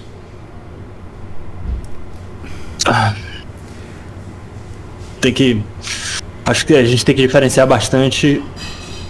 Vou especificar, vai. A Colômbia tem que se defender dos Estados Unidos. A Colômbia pode se defender dos Estados Unidos. Não digo nem militarmente, desculpa. Eu acho que eu fiz a pergunta errada. Não, eu não tô falando militarmente, não. Você acha que... Exato, ideologicamente. Você acha que a Colômbia ela tem um povo representado por pessoas que vão rechaçar o dinheiro americano? Porque vai ser muita grana, né? E vai ser muita conveniência, né? É isso. Eu acho que tem que ser... Eu acho que eu posso estar sendo muito inocente, eu tendo boa vontade demais. Talvez, vamos lá. Talvez o Brasil tenha que ser um pouco mais sujo nessa empreitada. Uhum. Porque não vai vir da boa vontade do colombiano médio expulsar os Estados Unidos de lá. Até porque eles são extremamente ocidentalizados, tanto quanto a gente. Uhum. E esse papo aqui que a gente está tendo é muito distante do brasileiro médio. Sim. E assim como é do colombiano médio também. Eles não vão... Não tá passando isso pela cabeça deles, né? Tipo... eles não têm essa consciência de que eles são cópia do governo americano e se orgulham disso. Então, eu acho que tem que vir da inteligência dos governos em volta. A Venezuela tem uma boa inteligência. Eu não sei o quão boa é a ABIN aqui na América do Sul. Eu sei que é boa para se defender, porque foi a ABIN que descobriu que a Dilma estava sendo vigiada pelo Obama. Não deixa de ser uma Lula. Não deixa de ser. Então, eu acho que competência pra gente se defender, pra gente tomar conta da gente mesmo, a gente tem. E tem diplomacia pra isso, né? O Itamaraty não é bobo, não é criança. Mas eu acho que a gente tem que exportar essa ideia. Entende? A gente tem que, quando a gente for chamar os decision makers da Colômbia para conversar, a gente tem que apresentar esses pontos. Olha, os Estados Unidos não estão ajudando vocês à toa, eles estão se aproveitando do posicionamento geopolítico de vocês. A Colômbia é o único país da América Latina que tem saída para os 2 mares, da América Latina não, da América do Sul. Certo? Então, os Estados Unidos se engraçaram com a Colômbia não foi à toa, sabe? Foi justamente por isso, para bloquear uma possível influência do Brasil. Então, a gente tem que mostrar para o colombiano que ele é a América do Sul e não os Estados Unidos. Eles não fazem parte dos Estados Unidos da América. Se a Colômbia for invadida pela Venezuela, como já teve perto disso, ou se tiver alguma revolta interna, se tiver alguma guerra civil que seja independente do governo atual, que seja independente do governo americano, qualquer estabilidade dentro da Colômbia, os Estados Unidos talvez não atravessem o mapa para defender. que eu digo isso? Porque a Ucrânia é mais importante que a Colômbia. E não parecia que eles estavam dispostos, e até agora eles estão pagando preço. Eles estão só enviando arma pra lá e... Sei lá, a Ucrânia tá cada um por si. Sim. A Europa tá se tocando que tá cada um por si. Taiwan já tem dúvida se eles vão atravessar o mar pra defender lá. A Arábia Saudita tá conversando com os BRICS para entrar nos BRICS, e o Irã também tá querendo entrar nos BRICS. Então tá todo mundo se isentar de defesa dos Estados Unidos. Então vai sobrar só a Colômbia? Só vocês que vão querer depender dos Estados Unidos para se defender? Eu não tô falando para hoje, eu tô falando para daqui a 50 anos. Vamos fazer um plano de longo prazo para o futuro. Vocês vão querer colocar a vida dos seus filhos, dos seus netos, dos seus bisnetos na mão de uma nação que não foi defender os seus aliados? É isso que vocês querem? Então isso tem que ser apresentado para a Colômbia. Não só... a gente não precisa ser tão sujo quanto os americanos de pagar uma mídia que se apresente como isenta lá, uma iNews da vida lá, sabe? Para defender essa ideia. Eu acho que a gente tem contato com as pessoas que fazem parte do processo de tomada de decisão lá, e para absorver essa ideia e para considerar. Então, o Brasil é o chave para fazer isso, e é de todo interesse. Eu acho que a Colômbia só tem a ganhar se aproximando de um Brasil dando certo, sabe? E pode fazer parte disso, de ceder essa saída para o mar pro Brasil e ter acesso à água que vai faltar no mundo. Ter acesso ao agronegócio que vai faltar no mundo. Eu fico pensando que... Desculpa desviar. Cara, muito rico, muita informação. E sim, assim, eu tenho lição de casa essa semana. Agora, eu tava pensando... não fosse a Dilma, em 2010 ali, na época do quantitative easing americano e europeu, aquele mar de dinheiro que acabou vindo pra cá, se no lugar da Dilma a gente colocasse o Tite e ele ficasse só falando de futebol no jornal e não fizesse nada, a gente ia ser uma potência econômica, tipo, poderosíssima hoje. É fruto de todo o investimento que a gente recebeu no começo da década de 10 ali. E quem que saiu ganhando com isso? A elite brasileira. E pra mim, assim, posso estar enganado, mas pra mim é transparente o quanto a elite ela ganhou rechaçando todo esse investimento e todo o crescimento que ele podia, porque ela ganhou uma sobrevida nesse modelo de oligopólios e de pobrismo que é o que tem. Esses caras, eles não são burros, não é um bando de velho tapado, não, é gente extremamente qualificada, gente extremamente estudada e que está acompanhando tudo que está acontecendo no mundo. Sim. Quando você me diz que tem gente de família rica que louca para investir e sem saber se investe ou se não investe, esperando o que vai acontecer em janeiro, e quando você me diz que tem um monte de empresas saindo da Europa e indo para os Estados Unidos e para a China, eu consigo ver mais um ciclo, mais uma oportunidade de um ciclo de 2010 aqui acontecer de novo. Porque nada impede que a gente tenha um governo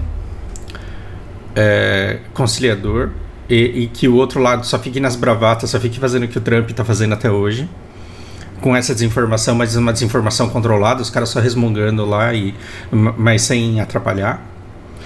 E a gente pode, de repente, ter a nossa elite investindo para crescer e um monte de capital estrangeiro querendo investir aqui. E não é só europeu, é chinês também. Basta que a gente fale, olha, agora tem uma certa estabilidade aqui, dá para vir. Se a gente conseguir mandar essa mensagem, se a gente fala, os caras estão implorando pra gente falar, né? Se a gente falar assim, olha, tá estável, pode vir, vem um monte de gente correndo pra investir aqui, porque sabe que dá fruto. Exatamente. Então, isso que você tá falando que, assim, talvez um dia pra daqui a 50 anos, mas assim, pode ser em janeiro também. Nada impede. Aí é que tá. Esses países e essa elite, eles têm a consciência de que o Brasil não pode dar errado. Uhum. O Brasil não pode quebrar, o Brasil não pode virar o Brasil não pode virar a Ucrânia. Uhum. Não pode, o mundo perde com isso. Uhum. Acho que a gente volta pra um tempo, sei lá, pós-medieval, para as guerras napoleônicas, sabe? Onde muito recurso que a gente se acostumou a ter abundância vai se tornar escasso. Toda a geração de riqueza E não impressão de dinheiro, geração de riqueza, geração de valor. De riqueza, verdade, real, e não zeros no final da conta bancária de bilionário. Isso, exatamente. É a otimização desse território que o Brasil é líder no agronegócio, de que a gente consegue extrair da terra quase o dobro do que os outros países conseguem extrair no mesmo espaço. E não é só por causa de vantagem climática. Então,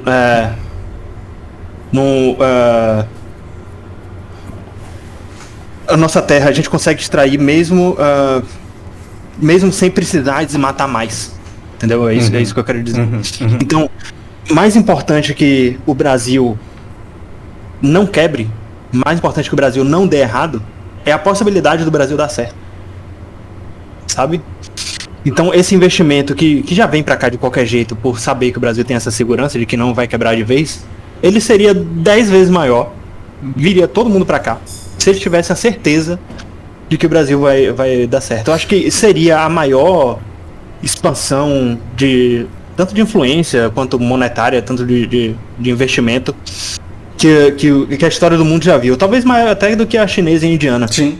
E é engraçado, porque o que você precisa para isso é simplesmente chegar para a elite brasileira e falar: olha, vocês não vão ganhar menos. Vocês vão ganhar mais. Vocês vão ganhar muito mais. E aí chegar para essa mesma elite e falar assim: olha, se eu continuar do jeito que tá, vocês alimentando essa burrice que vocês alimentam com desinformação e polarização, daqui 30 anos a gente vai ser tomado e vocês vão perder tudo. Então é melhor que daqui 30 anos o Brasil esteja como a China está hoje, educada, para as pessoas falarem: não, cara, eu não vou cair nesse conto do Vigar, nessa conversa de trouxa americana de aceitar o seu resgate, que vai tomar o seu cu. Então, daqui 30 anos, a elite brasileira vai precisar do povo educado para se proteger das ameaças verdadeiras externas. Então, por que não começar agora impulsionando e transformando o Brasil numa potência? Todo mundo ganha com isso. Exato.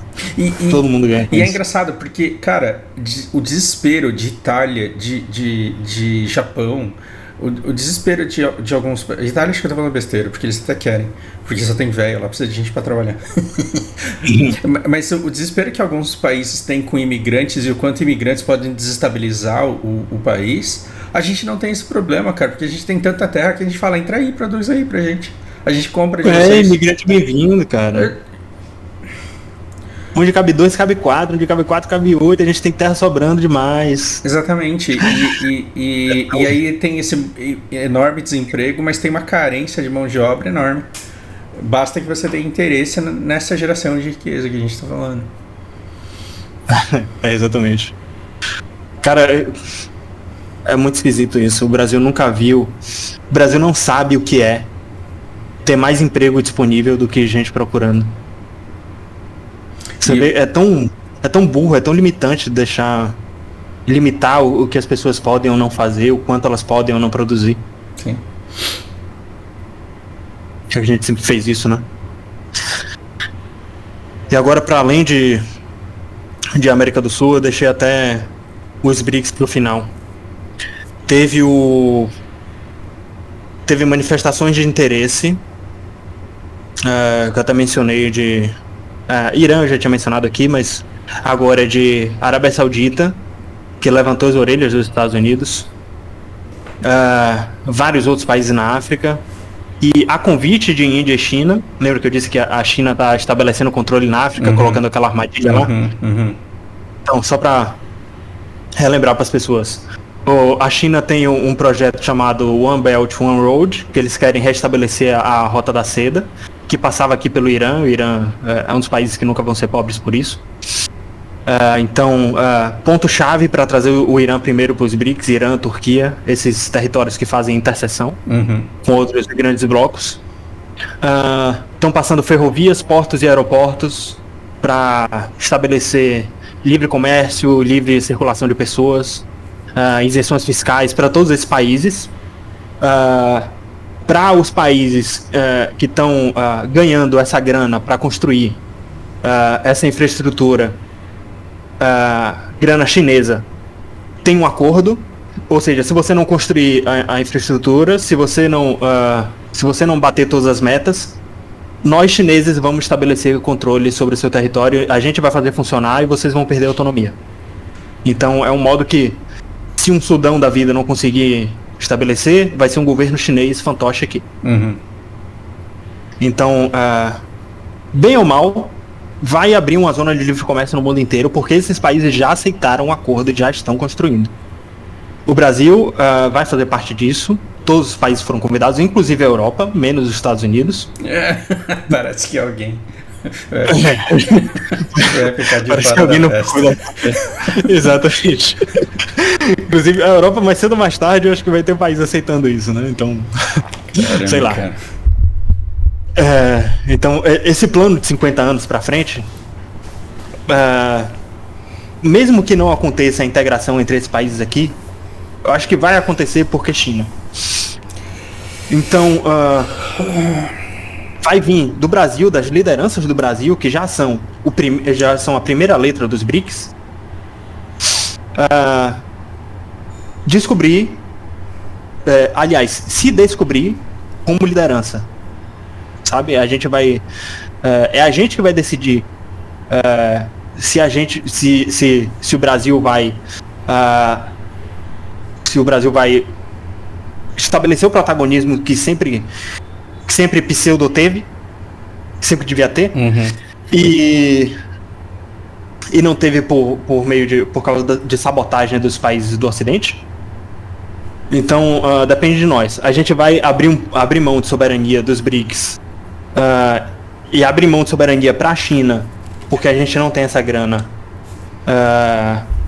para ter a influência geopolítica do Irã, para ter petróleo à vontade, para ter mão de obra à vontade e para ter infraestrutura que o governo brasileiro nunca construiu e que nunca construiu por sabotagem tanto da elite quanto dos países ocidentais.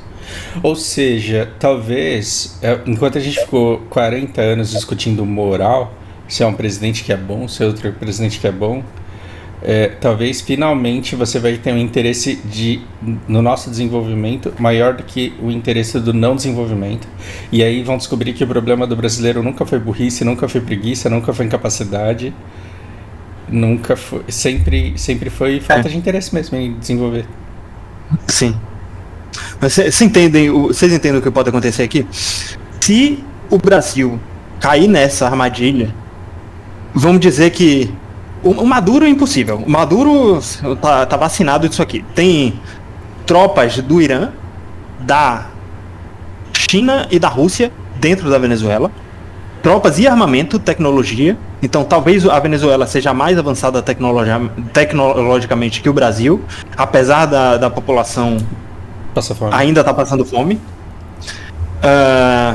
Então a Venezuela nunca vai cair nessa armadilha. Eles nunca vão abrir mão dessa influência. Eles sabem o que tem que fazer. E a longo prazo, a população da Venezuela vai se dar bem com isso, porque eles vão cair eles vão ter o livre comércio que a China estabeleceu e que a China vai estabelecer. Cara, imagina a delícia que vai virar esse país a hora que eles voltarem a florescer de novo.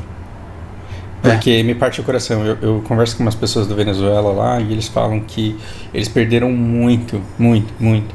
E aí eles chegaram no fundo do poço, mas aí eles estão descobrindo como começar a prosperar e a florescer apesar do governo, e eles estão compartilhando isso e estão conseguindo prosperar apesar. Então agora eles estão num ciclo de ganho, tipo, foi perda durante muito tempo e agora eles estão sentindo pequenas mudanças. É claro, as pessoas que eu falo, não estou dizendo que do país inteiro, mas muita gente está tendo a sensação de melhora de vida. O dia que esse negócio abrir, cara, a vontade que essas pessoas vão ter de trabalhar e a demanda suprimida deles vai ser um negócio tão absurdo que, nossa, vai ser uma delícia visitar e passear ali. É esse o ponto. O venezuelano vai se dar bem por bem ou por mal. Sim. Então, eu estava pensando, para além disso, se a China estabelece essas relações com esses países, e aí vamos lá, quando ela estiver bem estabelecida na Venezuela, no Peru, no Equador, na Bolívia, no Chile, na Argentina, e esses países tiverem à disposição e executarem as demandas da China para estabelecer a zona de livre comércio global, se o Brasil permanecer corrupto do jeito que é e tentar dar um calote na China, pode acontecer da China estabelecer controle aqui e a gente perder essa autonomia a longuíssimo prazo. Vamos lá, eu tô falando de 50 anos aqui, talvez a gente não veja, mas eu tô falando das elites continuarem sendo elites como sempre foram, continuarem egoístas, achando que não precisam se esforçar para ganhar nada, se comportarem como o governo francês, de achar que não tem que trabalhar, tem que explorar outro povo mesmo e dane-se. Pode ser que o Brasil se torne finalmente um país autoritário do jeito que os bolsonaristas têm medo que seja, ou os petistas têm medo que seja, entendeu? Eu penso o seguinte, a gente vê, por exemplo, o gado bolsonarista, o gado petista e o discurso e os políticos representantes dessa polarização, e a gente olha para uma pobreza intelectual e para uma pobreza moral e para uma pobreza em todos os possíveis níveis, e você fala, mas que merda, elite brasileira, só que elite brasileira não é essa. E o nível de sofisticação da polarização não é coisa de criança, cara. A complexidade, a complexidade e a profundidade das teias que geram essa polarização. Se você for ver os apitos de cachorro dos discursos presidenciais, as rádios todas, as sub-rádios, os subcanais, o negócio no WhatsApp, o negócio no Facebook, o empresário que fala, a celebridade que fala, é um negócio de uma complexidade tão foda, mas tão foda, cara, que Matrix fica no chinelo, né? Sim. Então, assim, você não pode chegar para essa elite e falar que ela é burra e que ela não sabe ter controle político. Ela sabe ter controle, porque enquanto o PT tá brigando com o PL aqui, o Brasil está sob controle. Quando as pessoas brigam uma com as outras, elas não questionam o domínio da elite. Então a elite está extremamente segura. Não vai ter Revolução Francesa aqui, porque o brasileiro não sabe onde os caras não sabem onde é a Bastilha, velho. Nossa, que patético. Pois é isso. Essa é a definição.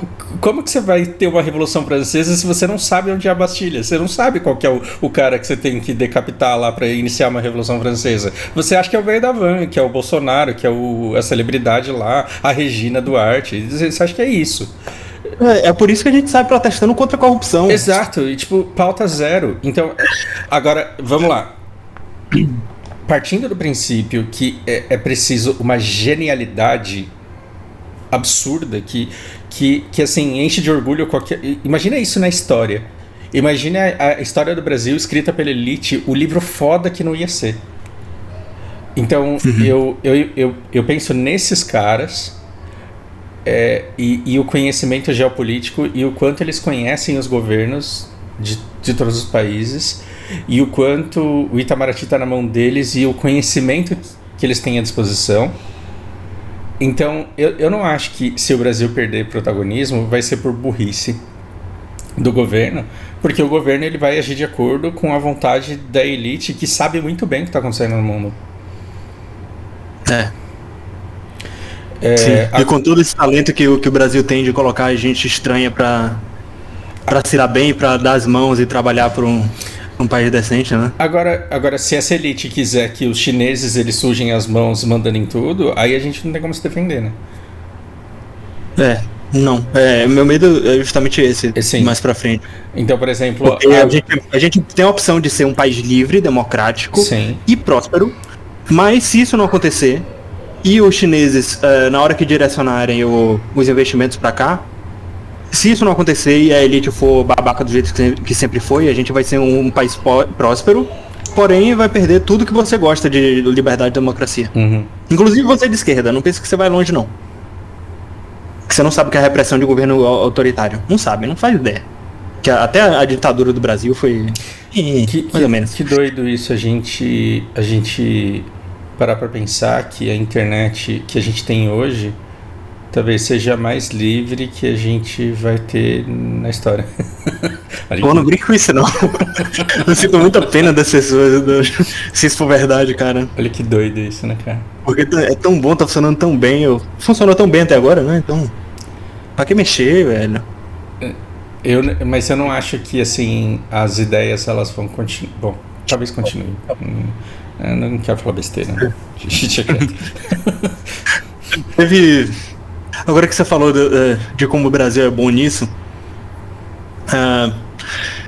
vamos falar de uma coisa que eu descobri que o Brasil exportou. O Sérgio Moro, ele foi trabalhar na Álvares e Marçal com oficialmente o que ele foi fazer lá foi ensinar países, ensinar instituições políticas e instituições privadas a se defender de corrupção, certo? Pode ser até que ele foi lá fazer isso mesmo. Mas qual é o perigo disso? Uma instituição americana usou as mesmas ferramentas que o Moro deu para investigar corrupção no Líbano. Eu ouvi isso de um diplomata libanês que deu uma entrevista lá pro Farinazo. Caramba. A propósito, sobre o canal do Farinazo, até falei do... eu vi o papo que você teve com o Leonardo. E ele falou que viu no Farinazo essa teoria política maluca lá. Então, que faça muito distante. Gente, eu olho o Farinazo para ver influências geopolíticas. Para a política doméstica é outra fonte. Então, para guerra, para desestabilização, para espionagem, eu vou nos militares. Mas para a ciência política, não é milico que a gente vai consultar, não, tá? Então, a gente tem que fazer o cherry picking de tudo. Então, eu vou no especialista para ver do que é que ele tem domínio. Eu nem perco muito meu tempo falando com o que eles falam sobre política doméstica. Então, só para esclarecer. Então, o que esse diplomata libanês estava falando lá, inclusive ele falou que era muito grato ao Brasil, que é o tipo de coisa que ele nunca viu lá. Sírios e libaneses trabalhando em conjunto. O hospital sírio-libanês é um símbolo disso. Que na Síria e no Líbano, sírios e libaneses nunca foram tão unidos quanto são no Brasil. Então, ele falou que já tem o Sérgio Moro no Líbano, investigando tudo que é caso de corrupção. Assim como a Rússia influencia todos os países europeus, o Irã tenta influenciar todos os países do Oriente Médio. Então o Hezbollah está aqui também, como partido político. E que, veja como é interessante, o Hezbollah toma todo o cuidado do mundo para não ser corrupto. Eles se blindam de corrupção, eles não tocam em dinheiro público para nada. Até porque eles recebem dinheiro do Irã, então não tem necessidade de dinheiro, não é o problema deles. Eles querem influência para controlar isso aqui, para ter essa saída pro Irã, para ganhar um atalho. Isso, cara. Pois é. Então eles viram o que aconteceu no Brasil, se vacinaram disso e estão vendo acontecer e já identificaram o inimigo. A mesma Álvares e Marçal está prestando consultoria para instituições libanesas, tipo, apontando quem é corrupto e quem não é. E, coincidentemente, eles estão identificando todos os inimigos dos Estados Unidos. Então eles estão procurando, de algum jeito, alguma corrupção para incriminar não só o Hezbollah, mas as instituições políticas que têm o olho aberto para os Estados Unidos no Líbano. Cara, não é engraçado isso? É engraçado quanto, assim, se você começa a tirar a máscara americana. A abundância que você tem de conteúdo, né? A abundância que tem de sujeira pra você expor. Pois é. E isso tendo a maior boa vontade do mundo com o Sérgio Moro. Ele pode ser o cara mais bem intencionado do mundo. Ele mostrou para os Estados Unidos que, por meio de identificar o que é corrupção e o que não é, e que isso gera, às vezes, as revoltas populares que eles precisam para desestabilizar o país. Eles estão usando isso para desestabilizar outros países, independente se o Sérgio Moro trabalha com eles ou não. Entende? Do mesmo jeito que o Steve Bannon é só mais uma ferramenta que mostrou como faz para influenciar políticas, influenciar eleições, os Estados Unidos estão usando o Sérgio Moro. Ele gostando ou não da ideia. Sabe o que é engraçado? Porque eu imagino o livro que o Sun Tzu não escreveria hoje, né? Porque a arte da guerra, ela virou... Cara, ela... Não, engraçado, não, acho que é pior, acho que não é nem por aí. Eu acho que o Sun Tzu apontaria no livro tudo que a gente faz hoje. Ó, tá aqui, no capítulo tal, que os americanos estão fazendo, o Sérgio Moro tá aqui, ó, é isso aqui. Exatamente, porque basicamente são as regras do poder, e como que você exerce poder sobre o outro, e como que você dá uma desculpa para começar uma guerra, que argumento você usa, como que você detém controle sobre determinada região. E nada mudou, né, cara? A natureza humana pulsante aí. Nada mudou. O ser humano cretino sempre vai ser. Sempre que derem poder pra ele, os que tiverem predisposição e tiverem essa ânsia de poder que é assim, inerente do ser humano, mas uns têm mais do que outros, a possibilidade de ganhar poder e de ter poder sobre os outros, de influenciar as outras pessoas, de controlar o mundo, aqueles que têm mais ânsia sempre vão fazer de tudo pra chegar lá. Não tem muito como a gente correr disso, não. É mais policiar mesmo. Encontrar um sistema político que use essa ferramenta de polícia para identificar quando o cara estiver sendo um cretino, quando ele estiver atuando por interesses próprios, etc. Uma questão filosófica agora. Você acredita que a tecnologia ela permita a realização do sonho de alguns comunistas, que é criar freios, mecanismos de defesa para que nunca nenhum abusador surja para dominar a porra toda, porque as regras vão estar muito bem escritas e ditas do que cada um pode fazer? Foi muito abstrato aí, né? Mas... Não, acho que faz sentido. Eu acho que eu entendi o que você quer dizer. Você diz a tecnologia como sei lá, ferramenta de comunicação ou de acabar com a escassez de recursos, esse tipo de coisa? É porque eu converso com algumas pessoas que são adeptas ao comunismo, e elas falam assim que a tecnologia ela pode fazer, porque isso nunca foi aplicado, e nunca foi aplicado porque o poder sobe na cabeça e a pessoa pega o poder para si na primeira oportunidade que tem. Mas que se a humanidade conseguir, através de tecnologia, criar mecanismos e freios de defesa, mecanismos de defesa para a tomada do poder, ela pode criar regras justas que todo mundo vai ser obrigado a seguir. Entendi. Utopia? Cara, eu acho que, até para deixar bem claro, o que foi tentado de comunismo e como eu vejo o comunismo hoje. Eu acho que o comunismo é uma ferramenta que não foi feita para ser humano. Eu penso igual. Não importa onde. Então. Por isso não importa onde você falar sobre determinados assuntos, porque a gente pensa igual e a conversa acaba. E aí é isso aí.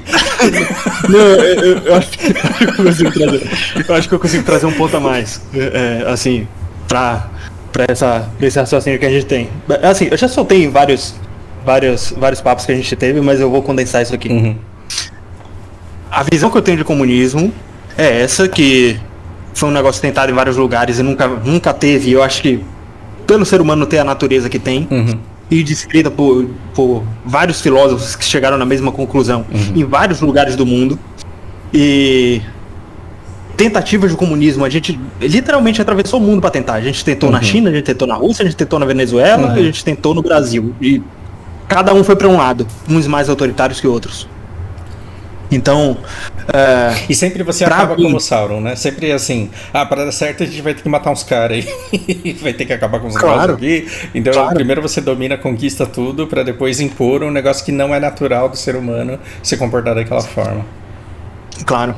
E mesmo os que tiveram alguma prosperidade, que trouxeram, que conseguiram realizar algum movimento espontâneo de baixo para cima, como foi a Revolução Russa, eles acabaram nas mesmas dinâmicas de poder de sempre. A Rússia imperialista, antes da Revolução, não era diferente da Rússia após a Revolução. Para a geopolítica, era a mesmíssima coisa. Eles estavam defendendo interesses próprios, interesses geopolíticos, hegemônicos, e por bater de frente com a democracia, e a gente vê eles como inimigo hoje. Eu já falei isso antes também, não é porque eles eram...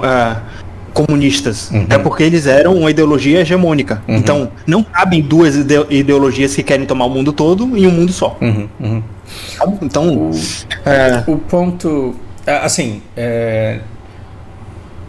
eu quero estender a minha questão para além do comunismo, assim. Se você acha que não com um molde comunista. Na verdade, que são os comunistas, alguns comunistas que pensam que a gente pode estabelecer limites através do controle, mas não para aplicar o comunismo. Mas você acha que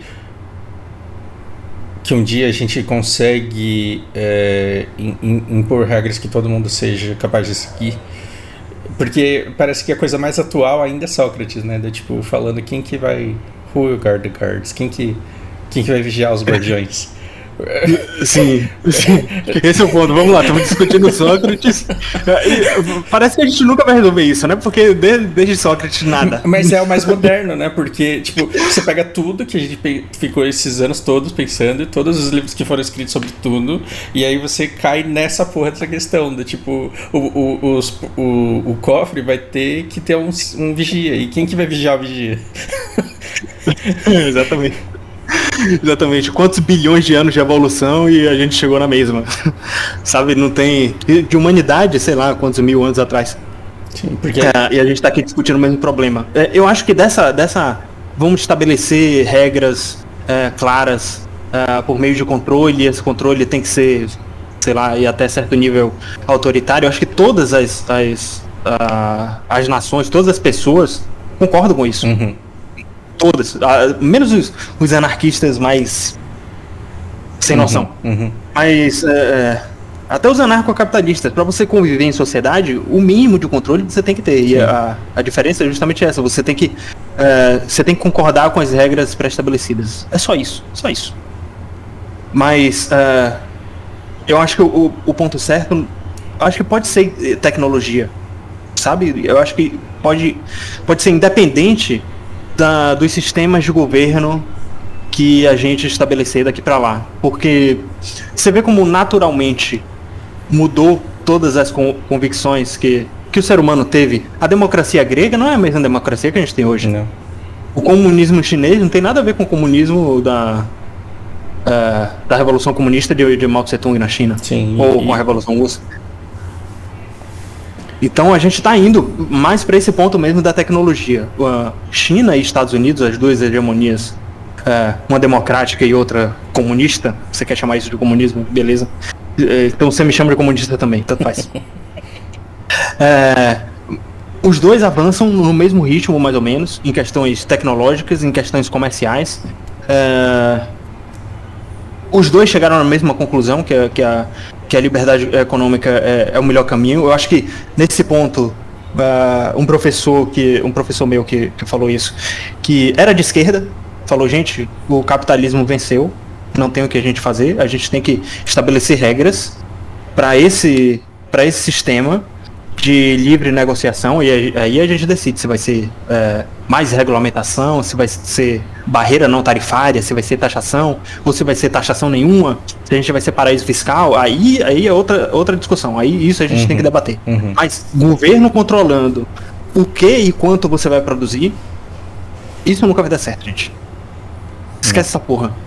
Comunismo, se partir para essa ideia, boa sorte. Você pode pegar o que for. O exemplo que o Milton Friedman dá, não sei se você chegou nessa... Não sei se é nem nesse livro. Ele fala que se a Arábia Saudita... Eu não sei se é exatamente isso. Se a Arábia Saudita fosse comunismo, ia acabar a areia da Arábia Saudita. Se você administrar o deserto, vai acabar a areia. Então não importa o quão próspero vai ser. A Rússia acabou com as riquezas naturais que tinha e que era possível extrair. Sabe? O comunismo soviético... por mais que Moscou fosse próspera, por mais que os núcleos de poder fossem prósperos, os países subordinados sofriam muito com isso. Eu contei a história da Polônia aqui. Por que que... Vamos lá, um ponto importante que é muito debatido no Brasil sobre liberdade de expressão. Vamos dar um ponto final nisso. Por que que a democracia americana aceita ideologias autoritárias como os nazis e o comunismo, e por que aqui também é democracia e aqui é proibido? Por que sofreu com isso? O americano nunca teve um governo desse. Por isso que eles deixam. Entende? Por isso, pra mim, se for pra proibir, tem que proibir as duas. Pra ser justo, pra não parecer que a gente tem lado, sabe? Pra gente defender as abstrações que o ser humano tá disposto a defender. E não que a gente está tá tendo um posicionamento ideológico mais para lá ou mais para cá. É que a gente pensa muito no que é justo e a gente pensa pouco naquilo que é humano. Quando você fala que o comunismo ele não foi feito para o humano, eu entendo exatamente o que você quer dizer. Porque tem a natureza humana e ela se comporta acima da moral das pessoas em qualquer época. Claro. E eu escuto algumas opiniões assim, do tipo, eu acho um absurdo as pessoas aceitarem pagar aluguel. E assim, do ponto de vista de justiça, do ponto de vista de se é justo, se não é justo com a pessoa que tem que trabalhar muito, você pode até achar que não é justo, mas a vida não é justa. Então vamos lá. Japão. Eu sou um samurai foda pra caralho. E eu sou, além de um samurai foda pra caralho, eu sou um general foda pra caralho. Eu conquistei um território, aí eu murei todo o meu território e coloquei um castelo lá no meio. E você não tem nada. Mas se você ficar lá fora, os lobos vão te pegar. Tipo, tem um monte de bandoleiro que vai te matar. Se você quiser, eu deixo você entrar aqui. Se você entrar, eu te protejo sua família. Se acontecer alguma coisa com você, eu vou garantir o sustento dos seus filhos até eles terem idade para trabalhar. Só que você vai ter que dedicar a sua vida a mim. Então, você vai ter que pegar a espada e você vai ter que lutar por mim. E se eu mandar você se matar, você se mata. Senão, não sustenta sua esposa e seu filho até, com dignidade até a idade adulta deles. Então, literalmente, se você quiser morar na minha terra, você vai ser o meu refém. E o que eu mandar você fazer, você vai fazer. Essa é a natureza humana, porque se você for olhar para outros lugares ao longo da história, o que você teve foram líderes que impuseram suas regras nesse nível. Ou como você acha que vivia um egípcio na época? Claro. Então, assim, pagar aluguel pode não ser justo, mas a vida não é justa. E o mais poderoso, ele exerce domínio. E essa dinâmica dos aluguéis é uma maneira menos opressora do que ter um Tonosama. Né? Fala, nossa, mas é tão bonitinho no anime, mas é uma merda se você tiver um de verdade. Eu vou te falar que as pessoas que defendem esse tipo de ideia, pra mim são caricaturas, sabe? Vamos lá, vamos argumentar pra isso. Você tem que ter um trabalho pra levantar um imóvel. O negócio não surge do nada. Sim. E se você tem um talento pra levantar imóveis e você consegue fazer grana com isso, vamos dizer que você era pobre, você subiu do zero sua empresa, e você foi o primeiro de sua família a entrar na faculdade, fez uma faculdade de engenharia e tem lá seu talento para ter o networking certo, então entende que você já pulou várias etapas da meritocracia? Sim. E não tem como a gente fugir disso. E tem uma outra coisa que mas se organizar bonitinho, não dá para construir casa para todo mundo? Dá, mas a gente mora caro porque a gente mora todo junto. Olha as maiores cidades do mundo. Olha a sua cidade. A gente mora caro porque a gente mora junto. Ou você quer morar em... Agora eu tô com medo de falar uma cidade e a pessoa se sentir ofendida. Um bairro de São Paulo. Mas assim, por que é mais barato você morar na extrema zona leste ou na extrema zona oeste? Por que é mais barato morar na extrema zona sul? Porque você está longe de tudo. Você está longe de onde estão as escolas, os hospitais, os empregos.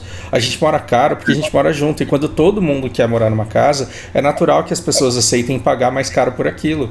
E o cara que teve poder aquisitivo para comprar, na hora que ele for alugar, ele quer um aluguel correspondente ao valor que ele pagou, que foi caro, porque todo mundo quer, porque todo mundo mora junto. Sim. E nesse ponto, a energia é a chave de tudo, porque você vai gastar energia, você vai gastar combustível, que seja, para se deslocar para o local que você precisa.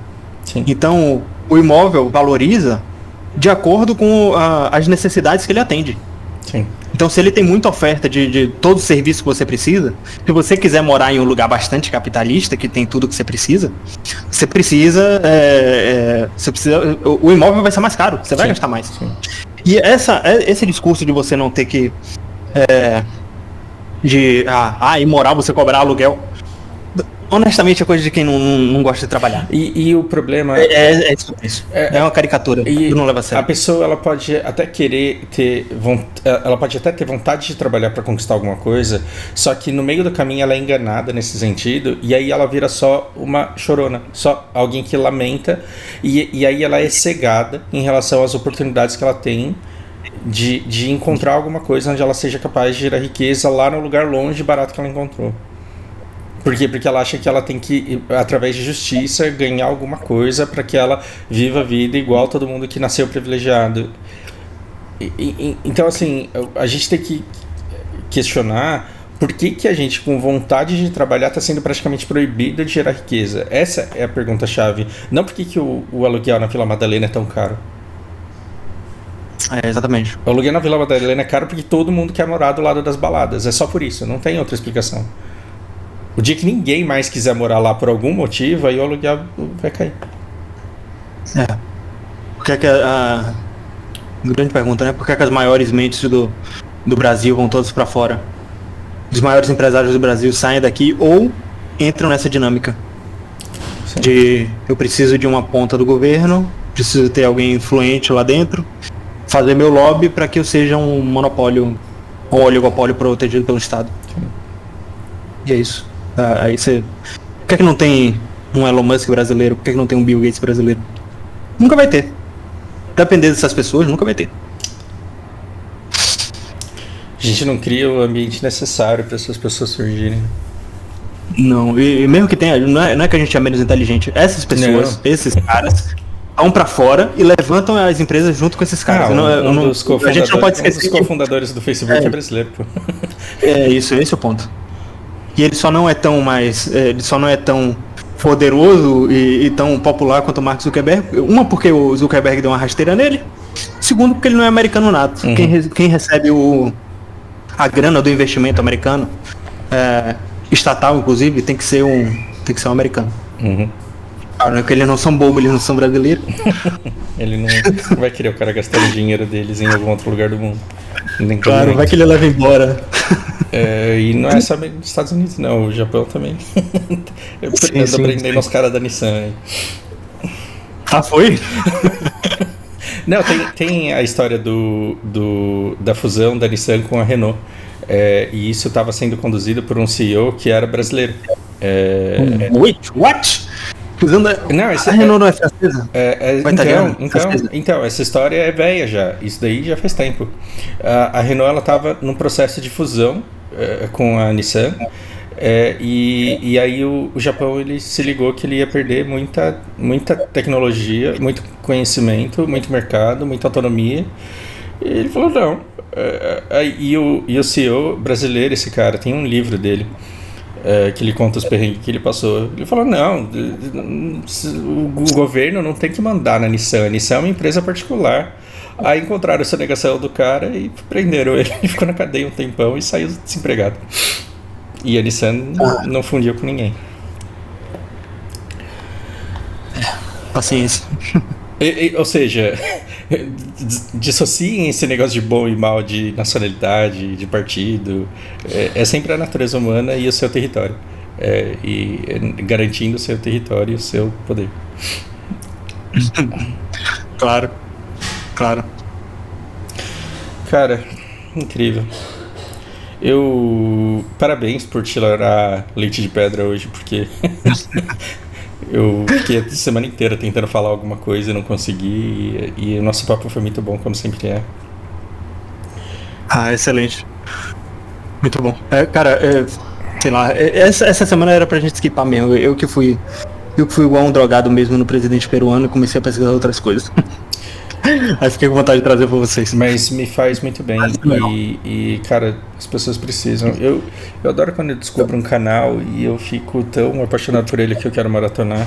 E aí de vez em quando eu vejo alguém caindo de paraquedas e fazendo isso, e eu fico feliz pra caramba da gente ter se dado o trabalho de falar o que a gente falou. Maravilhoso. São muito bem-vindos aí os paraquedistas. E eu quero ser superado por todos vocês. Eu quero que vocês comecem a me dar aula. Isso seria muito legal, ver um pessoal que tira umas ideias daqui e manda pra frente.